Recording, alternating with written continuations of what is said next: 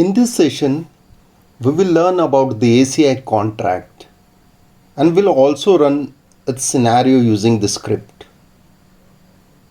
So what is contract in ACI? Contracts are used to control the traffic flow within the ACI fabric between the EPGs. In our scenario, we will take two EPGs and will apply the contract between these two EPGs. Now let me open the script.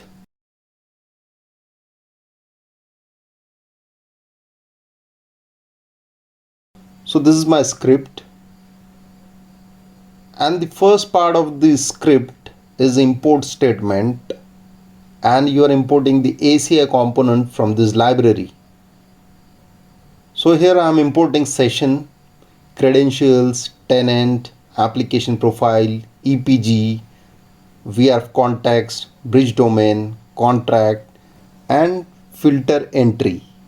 Now the second part of the script is to set the variable. So here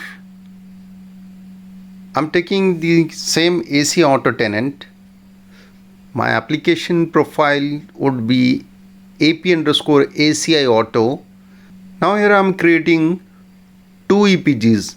The first one is web-ACI auto and the second one is database-ACI auto. And then I'm setting the intra EPG isolation for web EPG is false, and I'm setting intra EPG isolation true for database EPG. Now my VRF context would be VRF-ACI auto and my BD would be BD-ACI auto. Now I'll need to map both the EPGs to existing BD, that is BD-ACI auto. Now the new thing here in this script is to set the contract. So I'll create a new contract and will give the name as ACI auto -contract. Now I'll create a filter here. So I'll give the name for the filter is entry1. Now I'll fill some fields here. So I'll put IP in ether type and I'll select TCP and IP protocol. Now I'll need to set the source port range. So here I'll take source port from 1 to 65535, and also I'll need to set the destination port. So here I'm taking 3306 port number,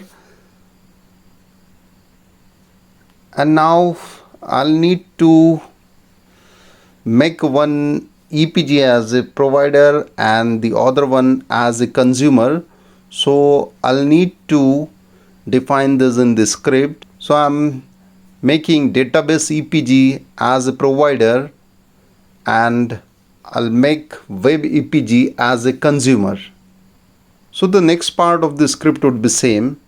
So now I'll run the script and will show you the output. Now let me run this script. So I'll type Python and will give the file name, that is ACI demo contract.py. Now I'll put the login username, it's admin. We will put the URL along with the password. Now the JSON got created and seems the change got pushed in the epic.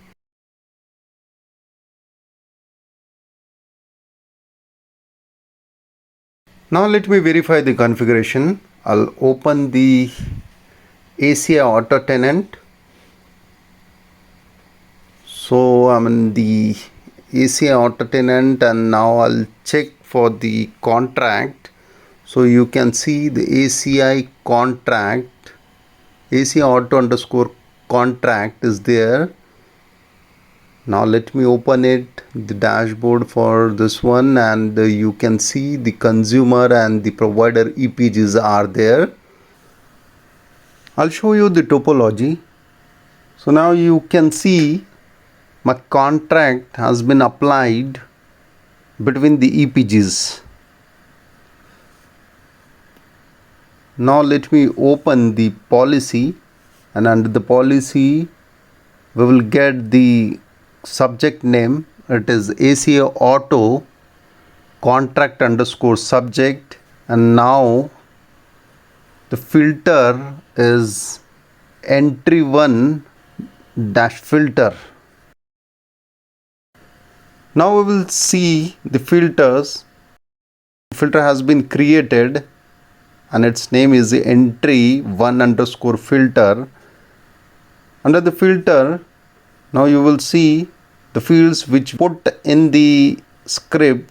So here you can see ether type is IP, IP protocol is TCP, source port range you can see, and the destination port is this one. Now let me go into the EPGs. So firstly I'll open the database dash ACI auto EPG and I'll check for the contract. Now here in this EPG I'm able to see the contract is provided, and in the web dash ACI auto EPG we can see the consumed contract has been applied. So in this way we can configure the contract between the EPGs.